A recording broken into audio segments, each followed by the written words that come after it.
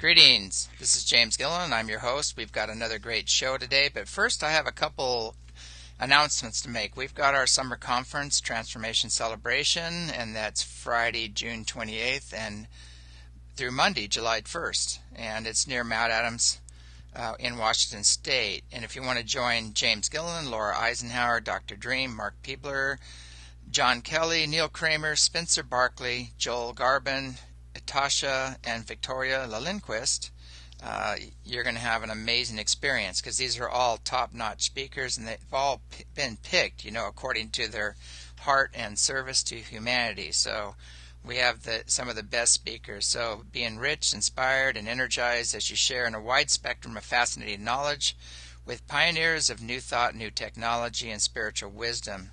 And this renowned annual conference is an incredible opportunity to visit the gorgeous natural environment near Mount Adams and soak up the beauty of the rivers, the forest energy, the vortexes, and enjoy the company of fellow travelers, contemplate inner landscapes, skywatch with a group of experienced observers, and basically recalibrate your juju and come and participate in an unforgettable experience. Every year we have massive flyovers. We have huge ships coming in doing dazzle duty and in support of what we're doing. So the benevolents come in and are in full support of the conferences and the work we're doing here, and they end up showing themselves, whoever wants to actually see and feel their energies. And so to get on with today's show, we've got Laura Eisenhower and Dr. Dream, and they offer sessions relating to spiritual, emotional, and physical issues. They utilize a protocol of multiple modalities, including but not limited to astrology, tarot, clairvoyant readings, essential oils, right frequencies, sound and vibration, talk therapy, flower and gem essences, color therapy, crystals, bioenergetic activation, and multidimensional energy work, to name a few, which could be a 10-hour show, but we've only got 1 hour, so I want to bring them on the show. So are you guys with us? Yes. Sure. Hey, welcome to the show. Thank you. Thanks It's so great much to for be having here. us. It's good to be here.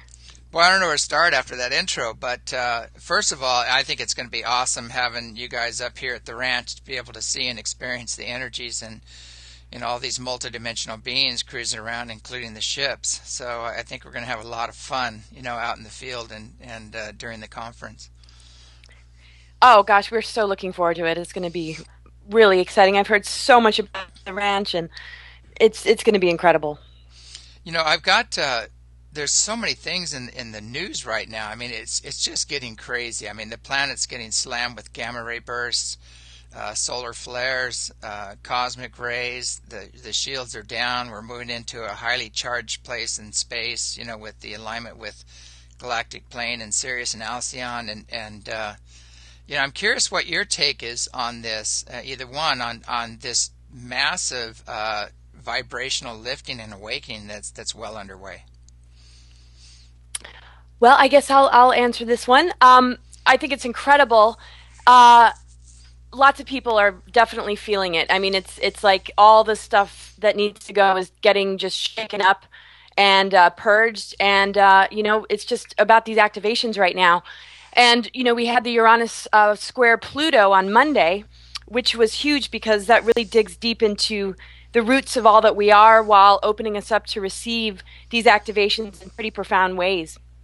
And just with all that's happening in the cosmos with this alignment, it's just really about being open to it and allowing ourselves to receive and upgrade ourselves without the massive distractions of the news and all the different stuff that's trying to yank us away from that, keeping us in a lower density, which makes it easy to absorb all the toxins of chemtrails and everything else that's trying to shift us away from, what we're experiencing right now. Mm-hmm. Yeah, there's definitely a choice right now. It seems like, I've been getting down to the basics. People, create all these esoteric truths and things on top of things, and although, I've had my own experiences and I've gone to the source itself and back in near-death experiences, I'm very grounded. And it seems like it all boils down to right now is choice and action. And the consequences or reactions to those choices, either for the good or the hard lesson, it seems. Yes. I mean, it is definitely, this time that we're being called forth, and it's, it appears as, certainly a bit of a test. We have so many clients coming into our office, and it is that opportunity to have a reaction, that is less than positive, looking at all the, sort of chaos around us. And I think that the challenge right now is just to stay balanced in the face of all of this. And, on my end, I'm kind of telling myself, err on the side of a positive perspective. Whatever I'm looking at, I'm erring on the side of a positive perspective on it. Yeah, yeah, it is definitely. I've been doing that as well, and even though in the face of adversity and people showing me their worst side in some cases, I try to hold that highest potential up and keep projecting that into the situation. Although it isn't easy sometimes, especially when you have, you're just being overwhelmed with friends and family and relationships and all these things happening, and being working, with the as a counselor too. It's just like, my God, I'm going, it's like Nutsville right now on the planet. It Yeah, it is. is. It is. I like to, just see it all sort of as a tool. It's like, you know, I like to just really make it a fun thing. I think the processing can get so overwhelming and it can really sink us at times. But when we really embrace it and we allow ourselves to recognize that this is the most potent part of our work right now, Hmm. and to not sort of like, make it, oh, I have got my issues again, or I can't believe he or she is doing this, or my mom did that. It's like, instead of going into the sort of humdrum, like, oh God, this is just so terrible. Um, the best part is just really embracing it and recognizing that, it's that movement of energy, and we get to sort of guide it and direct it because we're artists of perception and the way we choose to relate to this reality. Like, we can look at it, we don't need to deny it, but we can create a new relationship to it in a way that really serves us, so that when we are sort of sinking into those vibrations from others and just some of the heaviness, um, we can confidently, transmute it based on the fact that it's pushing us to the edge for a reason, so that we do snap on some levels to just burst out that illuminated aspect of who we are, which is truly divine. It really does set our blueprint free. And that's part of why we're being pushed to the edge. And if we don't allow it to set us free, then we do get ensnarled and, in this enslavement. But I think it's really hard for anybody to get immersed in that anymore, just because the heart, and the spirit is just the strongest part of who we are. And it's got a survival thing. It's like, wait a second, when it just really starts to hit people, there's so much available as far as resources go for all the work that the light workers and conscious beings have done, that there's so much to fall back on that's safe and positive for the people that are really disorientated by all of this, which is excellent. Yeah, I agree. It's interesting because you kind of just went into the other question, so you already got that one out of the way, but which I love. But it does seem like there are people that are caught up in the endless process, and they're going to the endless workshops and the endless things and everything else. And if they just really pay attention to themselves and what's going on and own it and get on with it, it's time for that. And I've seen that over and over again where people, and it is important to have space where people can share and heal and things of that. But there also seems to be a thing going on where people are just stuck in their story, and they keep telling the same story over and over again. And to me, I was going, okay, what's the next step? How do we just like create a new story, and how do we stop running on this this wheel, this hamster wheel of the old story? Mm. I mean, I think that's a great point. It's about taking our power back. I still have clients showing up that are so ready to give up their power. What should I do? Asking me, to give all the answers. And part of the role, that I'm here to play is to just assist people in finding themselves. They have the answers, but even so, here we are in the middle of 2013, and there is still this underlying energetic for people just not willing to really step quite in yet, or maybe just the experience hasn't opened them up enough, cracked them open enough that they can really expand beyond it. And so this is what's happening. I guess we see people waking up or, tuning in to more of their true nature every day. Now, what I see is that, we talk about this matrix, that we're under, and this programming of social consciousness and the Archon network. There's so many things around this energy that's actually designed to ensnare and, entrap the people. And what I see the biggest problem right now is external authority, that people are so programmed to look towards external authority and external healing and external awakening, and it's all external. And I know there needs to be a balance between the external and the internal, but it seems we're so imbalanced in the external authority. Even with the Disclosure Project, everybody's waiting for the government to tell them it's okay to accept the obvious, that UFOs are here. They've been here throughout history, and it's an undeniable fact if you do any research. But that, again, all this external programming, it's a hard program to break, and very few can actually break out of seeking everything externally versus going within and internally creating their own inner guidance, their own inner healer, and things of that nature. Yeah, I absolutely agree. When we externalize things too much, or we create external beliefs that are based on other people's information, it's not like those things really manifest. People are always like, oh, if you believe it, you can create it. We create our reality based on our beliefs. Well, we lead ourselves on based on beliefs that are somebody else's beliefs, and we grab onto that, maybe like the rapture or what's going to happen in 2012 or some of the predictions that people grab onto, that they kind of give their power to those things, and they stop their own work on the inner level. So when those things don't turn out, they're like, oh, well, then that must not exist, or we're doomed now because nothing happened, or I expected this to happen.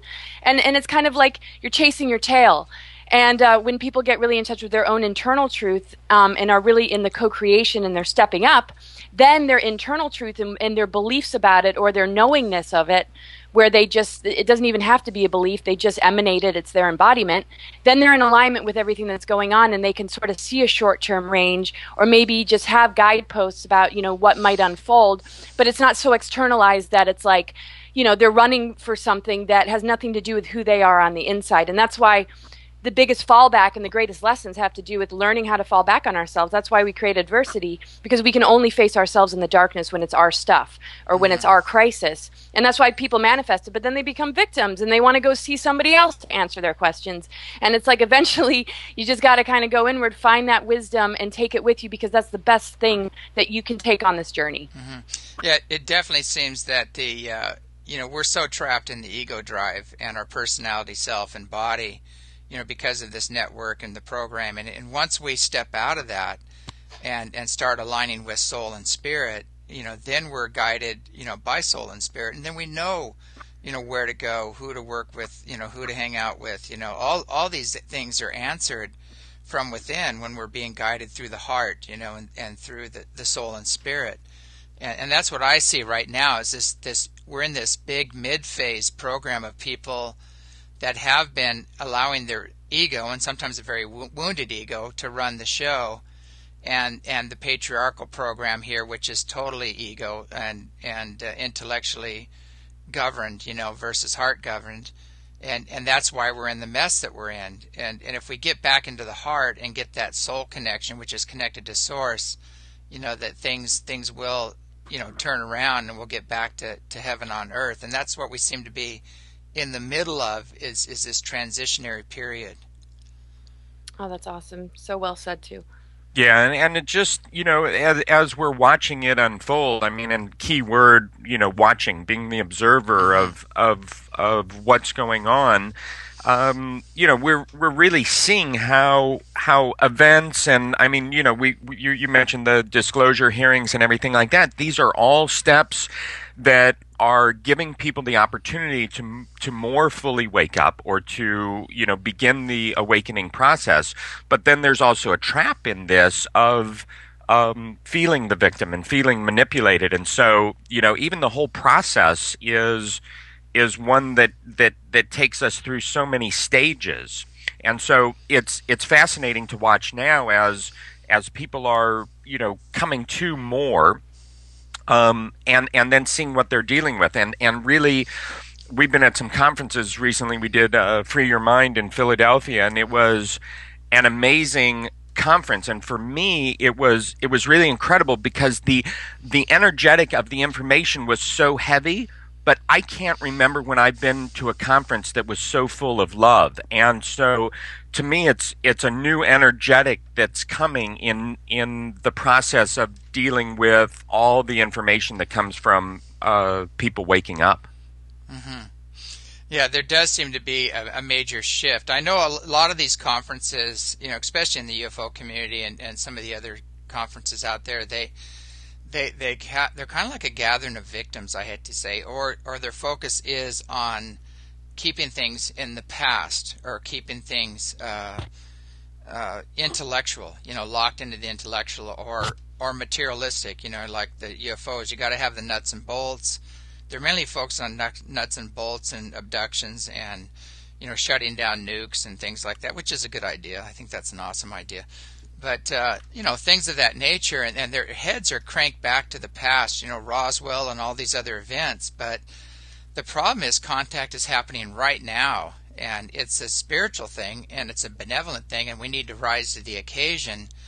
But again, if we don't get in connection, connected to soul and spirit and our multidimensional selves, we're going to miss the boat. And that's what I feel sad about, is that a lot of these conferences are totally missing the boat because they aren't getting people in touch with their heart and soul connection and their multidimensional selves, and they're not allowing this experience to happen. And again, people are turning to these external authorities up on the podium for what is true and what to do, and again, they're being misled, to go off in another direction.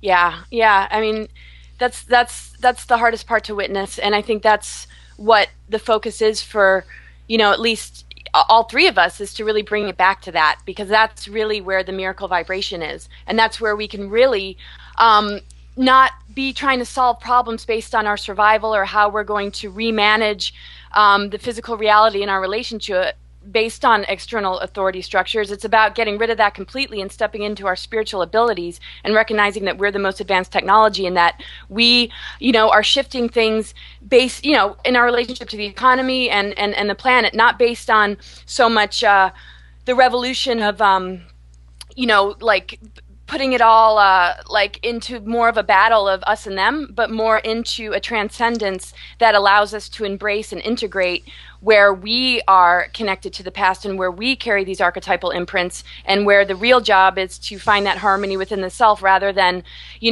glom onto somebody's belief system or somebody's truth and get lost in a trap or lost in some sort of prediction, or it's amazing just to experience all that and to listen to it, but then to take it home and to let it really rest on the inside to do the work that it needs to do. And because we don't want to, it's not an external thing anymore. It's not about any leader, but recognizing the leader within. And so, be inspired, but don't give yourself over to it. Yeah, exactly. I mean, that's a good point. You're talking about us and them. That's always been something that I have to back up on, because there's a part of me that is this like protector energy, and I really want to protect people and their soul and spirit connection and their agreements for coming in here and getting them on track again and things like that. And I have to back away, and I go, well, wait a second. That's really not my job. They need to learn to protect themselves, and they need to learn to make their own soul and spirit connection and find out what their own unique purpose is. And I get caught up in that. And then the people that are misleading them and sending them astray and pulling them off their course and back down into the ego and, playing on their insecurities and things like that. It's like I go, this part of me just wants to, this line comes out, just wants to choke them out, but and I know that's not right. I have to curb that energy, but at the same time, I look at this whole thing and I'm seeing that it's almost like there are these benevolent protector spirits out there, these beings, and I'm feeling their energy, and it's like the source itself. and the Elohim, whatever you want to call them, which is plural for gods, and all of these higher dimensional beings right now seem to be moving in that direction where they're just kind of saying enough's enough. Right. Have you noticed that? I'm just curious. Have you noticed? It's like all of a sudden, it's like the edict has been passed down, or the energy is coming down, and it's coming in, and universal law is coming in strong. That the action-reaction is being accelerated, and karma is being accelerated, and it just seems like we're at that point where it's just no more messing around. Oh gosh, I feel that so much, and it's great. It's just such an accelerated time where, we can see a direct result of our actions, our thoughts, and our words, and it's like, that breaking point where certain things just won't float anymore. There's no room for it. It's going to create a crisis that's not worth it. It's like, we've been raised as children, and the guardians, the higher races that assist us are aspects of ourselves that are, crying from the inside to come out while they're assisting us from the outside. And it's sort of like, okay, now you can fly. You've got all the tools. You've got all that you need, and the cage door is open. But some people are like, no, I don't really know how to open that. But like we can if we want to. But it's like some people are still in the cage. But, the guidance and the law that's out there is, basically just it's powerful, and it's strong, and it's a part of us and our own inner desire to just not go down the track of being lost in the lower aspects of self, whether it be negative or positive ego or any of it, where we're just walking around carrying wounds, or we're the product of our environment, or whatever it is. It's like, the law aspect is huge, because the thing is, when we let go of anger and resentment and the victimhood, we release that energy, and it backlashes and goes back to the source of where it came from. Mm-hmm. So if we carry it, though, then we're the ones that are burdening ourselves with the mistakes of others, rather than freeing ourselves and letting that energy go back to them, for them to get the karmic backlash. So we can't be storers, or containers of others' karma, especially with the elite. It's like we need to rid ourselves of the anger and where we're being held back, because cosmic law and just the forces right now being in alignment with the galactic plane, are quickening this process of release, so that the real karma and the real cosmic justice can happen, rather than the man-made, which is complete and total manipulation, where the dark ones and the criminals are actually putting away those that are, just been mind controlled, or they just did something harmless, and it's just this false authority. Yeah, I agree. It's interesting, because with these new energies coming in, I'm watching them unfold, and I'm watching the backlash, and one of the masters I work with, I love what he said, and he explained it later to me, and he says, you know what the ultimate weapon is? And I said, what's that? And he said, forgiveness. And he said, but it shouldn't be used that way. But he goes, this is how it works. He said, when you forgive somebody, and you are sincere, and it's heartfelt forgiveness, and you release that energy, it leaves your fields and goes back to them, and it's energized tenfold. And now they're going to magnetize an event to them, or people, places, and things that's going to match that energy of whatever they did, and they're going to have their experience for their lesson. So he said, ultimately, that there's no safety in holding on to these things. There's no security. We think we have to hold on to these things, because if we don't, it's going to happen again to us. But you allow the wisdom to settle in the soul, and you release the emotional charge around it and let it go, and then bam, it goes back to wherever the source it came from, or whoever perpetuated that event. And then it's done, and ultimately we have to figure out ourselves, for walking into this mess and co-creating this mess, as well. Totally. I mean, I really think just the process of lightening up on ourselves. I mean, I just in our own experience, Laura and I are finding a lot more grounding in humor than we have in the past. That's like a new energetic sort of a tool that we're working with that brings more balance to the experience. And so, but we've really kind of stepped it up this year, it seems like, from the last couple of years. And so, it really is. I think we just need to observe what our default reaction is, and then decide in that moment, that's the reaction I want to go with, or you know what, this serves me better. And it's just the inner journey and knowing ourselves.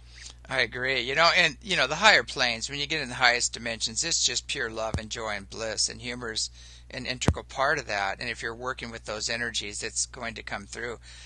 One time I was talking to a woman I know, and this was a long time ago, and she was telling me all of her troubles, and really good friend, and she had like 3 relationships going at the same time, and all these guys loved her, and they all wanted to be with her, and she was just telling me this whole, it was just went on forever, and I sit there and I just started laughing, and then I started laughing louder, and I almost couldn't control it. And she goes, what's wrong? She goes, what's wrong like this? And I said, I'm sorry, man. I said, you love the drama, and you love the attention, and you've created all of this for the attention and for the drama, and you can uncreate it in the next moment and just pay attention to your choices and actions and where you're going. And it all just became humorous and funny. And these beings that we connected to up here, these seventh dimensional, they're feline or lion beings that are throughout history, Sekhmet and Mahat and Narsringa and Narissa, they call them. It's all throughout India and Egyptian lore that are coming in now to help out a lot of the light workers, because there are some pretty dark forces out there that are strong, and we need a little bit of strength on our side to deal with these things. But some of these beings are like 17 feet tall, and they have magnetized light bodies. They're massive beings. The strength and courage from these beings is their power is beyond measure. But the bottom line is they're funnier than hell when you connect to them, because they have nothing to prove. Yeah. Yeah, that's the best part. It's just available. It's like, there's nothing to hang on to. There's nothing to get too serious about, because in the higher dimensions, none of these dilemmas or crises or infiltrations are running rampant, because the soul has lifted itself out of the game. And, we came in here and we, are willing to play it a little bit to then remember, the way out to help souls, cross over or inspire them to just open up to a new way of seeing things. But that really is home, that the energy you're talking about. I think we all, when we're in that vibration, it's like, it doesn't matter where we are, it doesn't matter what roof over our head is there. It's like, that's home, and the beings that surround, it's like, that's where it's at. So I love it. Yeah, that's what I have. I hang out with my friends in the unseen, and I'm just totally all blissed out. And, they're operating under universal law, and there's just incredible communication, and everything's telepathic. There's no hidden agendas, no deceptions, the wounds and traumas aren't there that create those. And it's an interesting mix. And then I have to deal with society, and I just go, oh my God, help me, Mr. Wizard, on this one. But it's an interesting concept, and that's what I'm seeing right now too, is that we are being, upgraded, and even our DNA is being opened up, and one of those lines is telepathy, and in a world of telepathy where people are in touch with their inner sensitivity and inner guidance, it's just the lies don't work anymore. Right. I mean, that's the whole reason that, transparency isn't, widely available for all of us, is that, so many of the collective are still living with guilt and shame and don't know. I just believe they don't know that there's a way to release it. They're just not at that place yet. And so, this is where we're headed is glorious. I mean, transparency, telepathy, or telempathy, as Bashar says. I mean, the future's looking really, really beautiful. We've got to figure out a way to help each other release and expand beyond where we're at right now. And that's the big process with and helping and assisting people. This is the fine line, while empowering them, while giving them the tools. So it's really all about them. And it's because old paradigm would be that it's about any particular individual and what they're able to do for the collective. New paradigm is no, all of us have to step in and do what we came here to do. And so how do we get 7 billion people to say, okay, I'm ready for this now? Yeah, good question. There does seem to be, what I've noticed is that it does seem to be polarities happening, and different levels of those polarities. And, whereas some people are choosing the downward spiral and to just hang on to, the ego drive or the wounded ego drive or social consciousness or the old paradigm. They're just hanging on tooth and nail to this old paradigm, and a lot of their choices and decisions are coming from that. And then there's the other people that are really just going for it. They're saying, "Hey, I'm going for soul and spirit. I'm following my heart. I'm making my own inner connection, with God, Spirit, Creator, whatever you want to call it. And I'm letting go of the old program. I'm making changes. I'm moving on, and I'm going to follow my heart and soul and spirit. Period." And there seems to be other, in-betweeners, I guess, that have a kind of a foot in both camp. They're playing both worlds, which are having the hardest problem right now because you can't play both worlds anymore because the old paradigm is just crashing. It's falling apart. Oh yeah, you know what I say a lot of times with clients? It's like being on an airplane and sitting there with a parachute on, about ready to jump, but being completely paralyzed at the thought of having to jump, to where you're on a plane that's about to crash and you've got a choice. And that's that uncomfortable in-between of, oh my gosh, I have to jump, and if I jump, the plane's going to crash, and that anxiety of just being in the in-between where people are trying to push you out the door and you're like, no, I can't. What's going to happen if I jump? And it's the gravity of those death cycles that people fear, because we've been taught to give our power away. We've been taught to have somebody stand in that place for us. Mm-hmm. So people are afraid of surrendering and falling back on the soul. It's like, well, what's going to be there if I let go? And it's terrifying for people because it's not about ego, and it's not about their identity or their status or what they've bought into that's, created the identity that they carry. But when they do, they find, okay, well, that can be called the dark night of the soul, or it can be like this massive transformation that doesn't need to be dark and terrifying.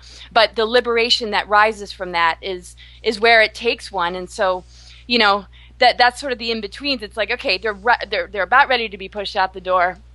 But then some are just, literally like, oh, I'd rather plane, go down in this crash because I refuse to go into that territory, because it's like they honor the programming. They stand by it. And it's just interesting to watch, how everybody is sort of, working with this. Yeah, that's a great analogy, because, there's also people on the plane hanging on to them saying, don't jump, Yeah. So yeah. I'm trying to hold them back into the old paradigm, and the old relationships and things like that.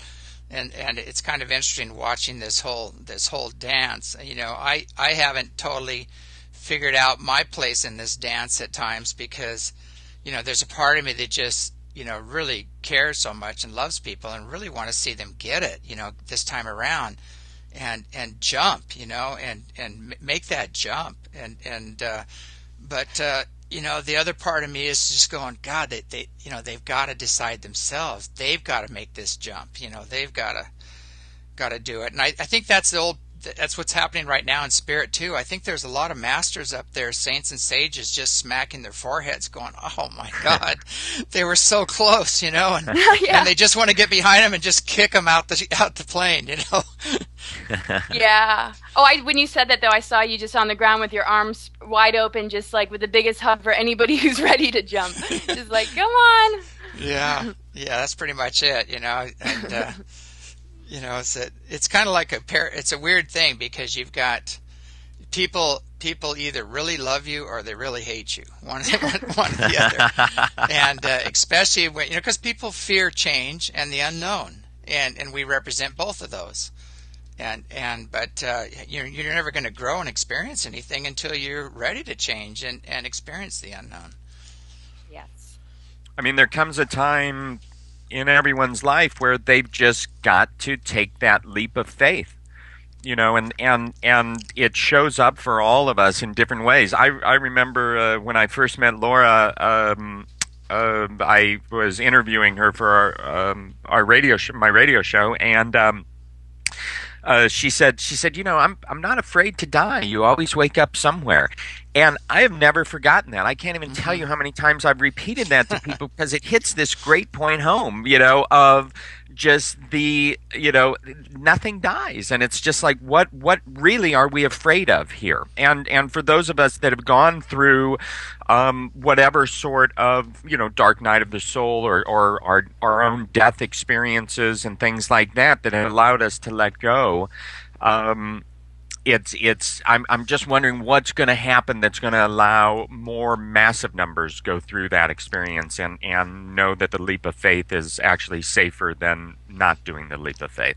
Yeah, I've had quite a few people call me with emails and actually call me on the phone that are going through just incredible challenges right now, and they have kids and all kinds of things. And they're going, I don't want to be anymore. I just want to check out. I don't even want to be here anymore. And I just go, you know what? I said, you have kids and you have a glorious future ahead of you. All you need to do is step into it and release the past.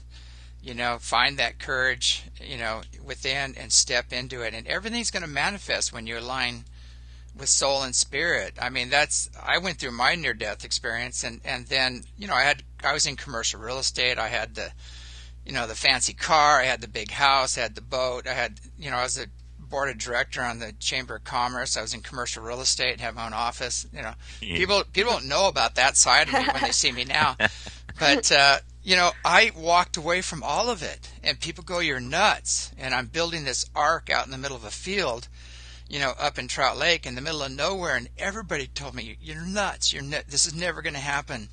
You're never going to make it. Where are you going to get your money from? How are you going to pay for this? And I said, I don't know. I said, all I know is that this is where I'm supposed to be, and this is what I'm supposed to do. And it all just unfolded, and I look at what's here now and I'm just blown away. And it doesn't make any sense on a logical level if I just looked at things logically, but spiritually everything manifested. Well, thank goodness you found comfort in the not knowing. Yeah. And that's what people are so afraid of. They're afraid of what other people will think. They're afraid of the unknown. They're afraid of embracing the mystery. They're afraid of their power and their creativity. Mm-hmm. They just want to, and that's what is being used. That's exactly what they're siphoning away from people for their own benefit, for their own elitist, position in the world. And, people got to, say, wait a second. I have all this, but I'm giving it to them. Let me give it to me and be on this adventure like you did. And, Dr. Dream and I, similarly, when we just abandoned everything and just completely just surrendered to our mission, I mean, everything lined up. It was magic. And that's the beauty of that surrender. So it's just such a great story. Definitely it is. And, I got to tell this one little short story, but it was really funny. But when I was building this building here, the bridge house, we were putting shingles on the roof, and I went and got some shingles from a local guy, and I had about enough to finish less than a third of the roof. And we put the roof on, and we're out of shingles. And I was meditating, and they said, don't worry, the shingles will come. And so I go, I'm just trusting this. So we finished we just put the last shingle on. We stopped, and this truck comes driving up the driveway, and this guy says, hey, I've got this whole truckload of shingles I'm not using, and do you want these shingles? And I said, sure, And so he drops off these shingles, and so we get those on, and then same thing happened. We finished those, and then I got a real clear message. Don't worry, everything is going to manifest. It's going to be there, and so we finished the last shingle, and everybody the two guys helped me. They were giving me a bunch of crap, and they're going, yeah, right, Mr. Wizard, where's the shingles, And I go, hey, they're coming. It's lunchtime. And so we go to lunch, and we come back, and here's another guy with a truck full of shingles that talked to the other guy, and same thing. And so we finished it off, and it's just been one event like that after another. When you're in the flow and you trust in soul and spirit, and you have your inner guidance going, things happen. They just manifest like that. Gosh, yes, that's such a great story. That's the trust frequency, and we love that. Sometimes Laura and I just look at each other. We don't ever mention the trust frequency when we're completely in it, but when I find myself just slipping out of it, I'll just look at Laura and say the trust frequency, and it's enough to just bring me right back in it. And it's a frequency. It's an energetic, and that, being in that energetic of trust then attracts experiences that reflect that trust back to us. And so, these are really great things to foster and nurture within ourselves. Well, I'm glad you brought that up, because that's one of the things I've been working on is trust, and especially when trusts are broken and things of that nature, and just really get into the forgiveness mode and knowing why those trusts were broken and other people's processes and other forces involved in breaking those trusts. But it is so important. Without trust, it's hard to even have a friendship, and to go to any deeper levels, you definitely have to have trust. And the real trust is in aligning with soul and spirit, and knowing what agreements you have, and knowing that you are where you're supposed to be, and not being pulled off of that course. And there are a lot of pulls out there, and strong pulls, and some people aren't strong enough, and they can even be pulled off of course by these darker influences or from patterns in their own egos. But it's a tricky one for me. I'm still working on that one, but Yeah. It's definitely a tricky one at times, and I realize a lot of it has to do with trusting the self, trusting the needs of the self. If we don't trust the self, then we are always thinking, we go into self-doubt. We don't trust our instincts. We don't trust our natural protection. So if we trust ourselves, it means we trust our boundaries, and we trust that the standards that we hold are appropriate for ourselves, and we don't give into relationships that are going to disappoint us and break us. And that was an ongoing pattern for me, where I was too trusting and was, disappointed and hurt, and all sorts of weird things will happen because of it. And now I'm just trusting myself. And if I feel, a weird energy, or I go into just, the openness and the open heart of just giving the person the benefit of the doubt to the point where they get in my space too much. It's like there's a stop energy, because my spiritual immune system recognizes that I'm not going to do that again. This is not something I'm going to repeat. And so now the more trust I have in myself, the more trust I can have in those around me, because the ultimate trust is trusting source, trusting spirit, and trusting our relationship to it, and everything that comes along with the decisions we make, and feeling empowered that that's appropriate for us. And it just protects us from allowing, the wrong people in. And I think that that's been such a huge one for me. Yeah. I had a being appear to me not too long ago, a feminine energy. She appeared to me, and she just pointed right at me, and she said, "Trust you." Sweet. Yeah. And because I'm in that same boat, I see the potential in people. I see their highest potential. I know who they were in past lives, and I see this greatness within them. But I get caught sometimes because they're not always expressing that greatness, and they're still working out some old programs and issues that are keeping them from that full potential. Right. Laura did a post recently about, she does so many astrological readings on people. Laura, why don't you share that, about the shamans and, everything. I just love that, because it's such a positive perspective, and it's what's really there. Right. Well, most of the time, when I read people's charts, it's like everybody's got unbelievable energies of mastery. They're either shamans, masters, avatars, priestesses, but those are all labels. But they're obviously advanced souls that are way beyond this, third density. I know we're not really in third density anymore, but whatever, associations we still have with that in our personality nature that comes out and kind of, creates friction or creates crisis or drama. People carry energies that are so beyond that. And the energies that are afflicted that cause, the negative ego or the attachments to old paradigm stuff are little splinters compared to the rest of that being and what their potential is. And so I fully relate. I see people's potential, and I forget that they might still be lost in the splinters. So, learning how to kind of hold space for them, keeping them somewhat at arm's length, and sort of nurturing that process, through empowering them and helping the personality nature and the ego nature, serve it or be in service to it, or become so identified with it that some level of osmosis happens where the ego nature becomes divine will. It becomes the champion of your spirit, and until that relationship happens, and until that fusion happens, then, people are often bipolar, or they go back and forth between their higher, greater self and the one that's still somewhat trapped, that's on its way to become initiated into that realm. But yeah, in people's charts, it's amazing. I don't think one person I've read doesn't have that level of mastery and expansion and awareness and wisdom. It's just these little splinters in this small experience that we're having compared to the greatness of all that we are. Not small experience, but you know what I mean, limited experience. Yeah. It's just amazing to see every day. And then to help people walk into that.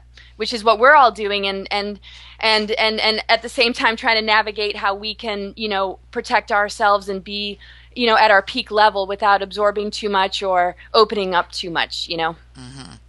Yeah, I think I was telling somebody one time, it's all a matter of how you're going to interpret the experience, as a victim or a god, and, where are you going to go with it, from here on out. And, it's time for us to, even though these immense lion beings are starting to show up, it's time for us to find our own lion and, find that courage and strength within. And, we are these vast beings, immense beings, and, we're not these little meat sacks, that we're running around with, in these personalities, and we're not the program that we've been controlled with through this matrix. We're so far beyond that. The key is, how much of that are we going to step into? It seems like, and how much are we going to continue to play out the old paradigm? Totally. I mean, as long as everything keeps bringing us back to the core of who we are, as long as we don't, this is my perspective, as long as we don't get caught up in all of the distractions outside of us, and that it all brings it back to us, to allowing us a greater understanding of self. Mm-hmm. I think we're in a good place. But the trap is set, even with the greatest contact and everything else. The pitfalls of going outside of ourselves, or looking at anything outside of ourselves as the end all be all, the savior, the whatever it is, that appears still to be the greatest trap for all of us. Yeah, mm-hmm. I've always felt that, I love Christians, I love everybody, but one of the biggest traps and the most disempowering program I've ever seen is this savior program, that somebody outside is going to do this for you, and we can do whatever we want until the judgment day. Up here I'm seeing the forest just being raped and taken out and everything. They go, well, it's either people will say, well, it's all an illusion, it doesn't really matter anyway, because the world's going to go to hell anyway, and we're just going to do whatever we can till the rapture, and we don't have to do anything. I have a bumper sticker, it says, what if we destroy the environment before Jesus comes, or destroy the planet before Jesus comes. It's kind of funny. That's funny. But it's that disempowering program of either God or the devil did everything, and when are we going to take responsibility and be accountable for our own choices and actions and the reactions to that? Yeah. I mean, these are both creative powers that run through us. God and the devil, they're really, one in a lot of ways. One is the adversary to the other. And it's sort of like, putting your hand on a hot stove and knowing, okay, that's not where I want my hand to go. And it's learning wisdom based on, falling into those traps and growing from that, rather than becoming an agent of the dark side, and staying in that trap and saying, you know what, I don't want to emerge. I'm going to stay right here and corrupt myself to the point of never emerging. And that's what, the elitist type mentality has been, is they don't really care to redeem themselves. They would rather, become lords of and masters of that realm. And that's the role that they're playing, for a reason that we need to identify with on a more personal level, rather than externalize it as far as blame, because these creative forces run through us, and nothing has any power over us unless we give it to it. And, when we can recognize how these polarities really work within us, just like light and dark. We can recognize the darkness is the soil. It's the fertile ground where things grow from. It's that darkness. It's the womb. But if we don't stand in that power, other things are going to get in there and run that show for us. But when we're really in balance, our enlightened consciousness plants seeds in the darkness, and it births reality. Realities that are beautiful and divine. But when we're not in that, then it's the war between good and evil, and it's God or the devil, and it's either being an angel or it's being a scumbag, rather than integrating the two. Well, I think it seems like it goes back to universal law. That's what I see. It's very simple. And, everybody thinks universal law is this massive law book, and it isn't. It's in the heart of hearts of everybody, and it's basically, universal peace, brother, sisterly love, individual freedom and prosperity for everybody, equality, just seeing the Creator in all creation and behaving as such. It's not real complicated, and we know when we're when we aren't being honest, and we know when we're not integrity, and we know when we're making choices from the darker side of self or the limited side of self, and we're fully aware of that, and it's tricky, but I guess it just goes back to choosing the higher potential, choosing the soul and spirit, and choosing to align yourself with this shift that's happening, which I think resistance is futile. There's no way of continuing the status quo. It's on its way out. Yeah, no, I mean you shift or get crushed under the pressure of it, really. Yeah, the shift's hitting the fan right now, and we have to get with it. Get with the program. Yep, and that's the thing, if we stay beneath it, or beings that do stay beneath it, they don't really recognize, they don't feel that urgency in their nervous system. They don't feel the reaction to being controlled. They go along with it saying, oh, well, that's what's best. That's what our leaders are saying. There's a war on terror. The police state is necessary to protect us. They don't question it, but it's the ones that are just so identifying with their spirit that are saying, what? There's just a huge... it doesn't have to be a reaction, but there's a huge response to it, which is to completely not be anywhere near it or a part of it, and seeing the difference. And and that's everybody is unfolding at the speed at which is good for them and works for them. But at the same time, if one isn't going to be triggered into a reaction that's going to just give them the tools to move away from it, that's not nothing we can all really do. I mean, we're not here to, be saviors, but definitely be resources of the information so that people, can find it. But when they choose not to, it's like, that's the hardest part to witness. But at the same time, they're not wired to know the difference. And so they've allowed themselves to be captured on a certain level, but eventually their soul will manifest the experiences they need to be able to see the difference eventually. And that's why the future looks bleak for that sort of mindset, because it's going to push them to the edge until they realize that they're imprisoned and that there's a whole nother reality out there. And so even if people don't make it, they're going to get what they need to manifest a crisis to set themselves free. Yeah, I've always used that. Some real hard lessons and some train wrecks are around the corner when you don't align with soul and spirit, and that's what people need. And I've had to really pull back and stop being the savior, and sometimes the best thing for people is to have those experiences, because that's basically their soul is designed that, and that's what they need to get through this experience. They could do it quickly and gracefully. I mean, that potential is always there, but it's interesting how so many people choose, the train wreck, and they choose the really hard lessons. It's I don't know if you have children, but I mean it's very much the same way. Having children, you love them so much, you want to do everything for them.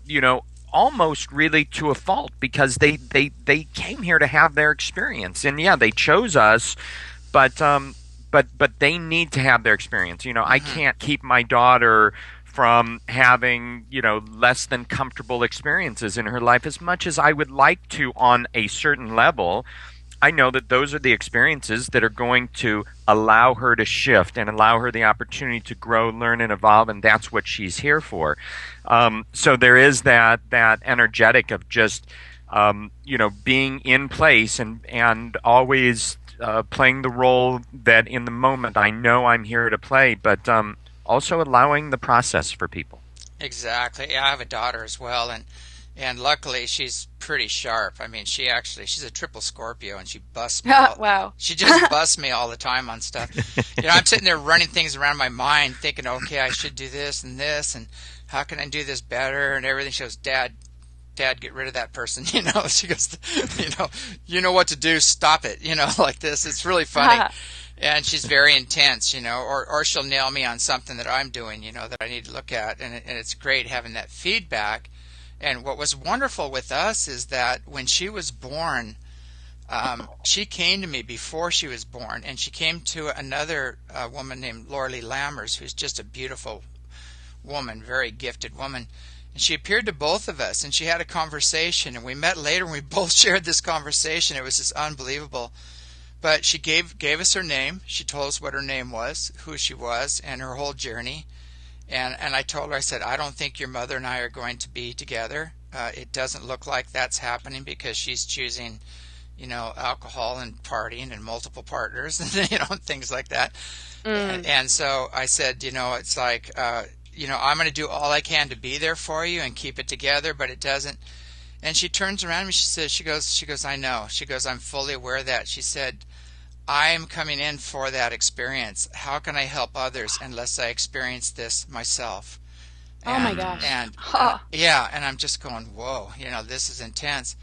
And so her name's Allura, which means divine counselor, Wow. And so it was kind of interesting because having a preview of that and understanding, and then talking to her later about that conversation we had before she came in, she totally understands it. And and I was there to her the best of my ability that I could be, considering the circumstances. But now we're really tight, and everything's great. And I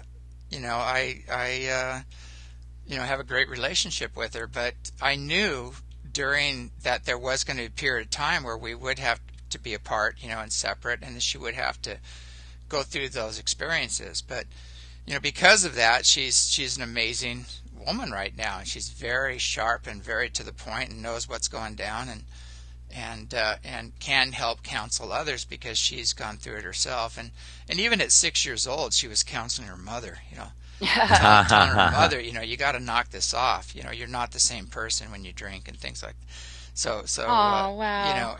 And so she was already there, kind of dropping the story, dropping the bomb down. Right. Yeah. Oh, that's incredible. That's just amazing. Yeah, I'm just enjoying, parenting so much and watching my boys just emerge into all these truths and just really just honoring, the mother, the planet, and just everything that's going down. Mm-hmm. And I know we've been through, oh my God, I just can't even believe they're well adjusted. I can't even believe, at the end of every day, I was just, as long as we're all breathing, we had a good day. It wasn't even about anything else. As long as we're alive, as long as we're breathing. And it was kind of a blur because I have twins. And but it's incredible. It's just incredible to be where we are. And, in allowing people to have their experiences, the most important thing is, whether it's our children or other individuals, is to just hold space for the goodness within them and to not empower the issues and to not see them for the stuff that they're trying to work through, but to really hold space for their beautiful heart, for their spirit, and for everything that represents their potential, so that when they go through these challenges or create adversities, they have a default where they know I've been seen by somebody else. Somebody knows me and can recognize me. Because the biggest thing towards self-destruction or getting caught in traps or mistakes is not feeling validated or feeling like you have any home base or any sense of sanctuary or community. But as long as you know that somebody's there and somebody sees you and cares, that's sometimes enough. Mm-hmm. Just to make it through, the darkness and the adversities. And so I think that's the role we play as parents, is to just really honor our children for who they are, not try and make them to be anybody else, which is what our parents, I think, did, or some of us at least.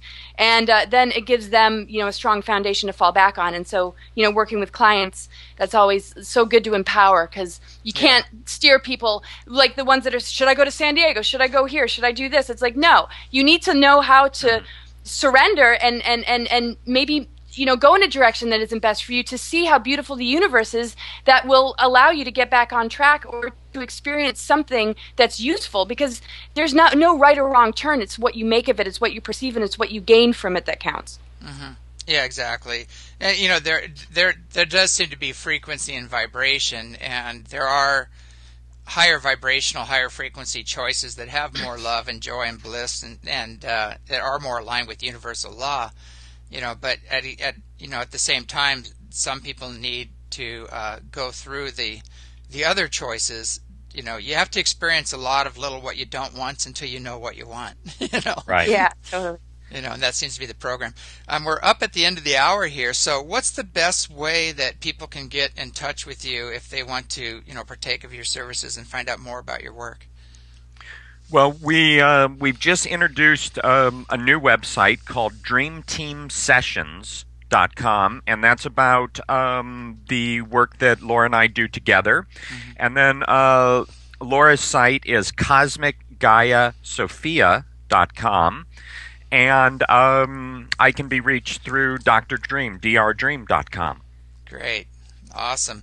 Hey, it's been great having you on the show. Awesome interview with you guys, and I can't wait to see you here at the summer conference. And again, people, if you want to find out more of that, just send an email to esetireservations@gmail.com. If you want to find more about that, it's a private event and by private invitation, so that's how you get the information. So anyway, thank you so much for coming on the show. Again, I can't wait to see you up here, and I think we're going to have a great time. Oh, thank you so much. We so enjoyed being on the show, and can't wait to see you too. Thank you, James. This was great. All right, take care. All righty. All right, it's James Gilliland signing off. Have a great day.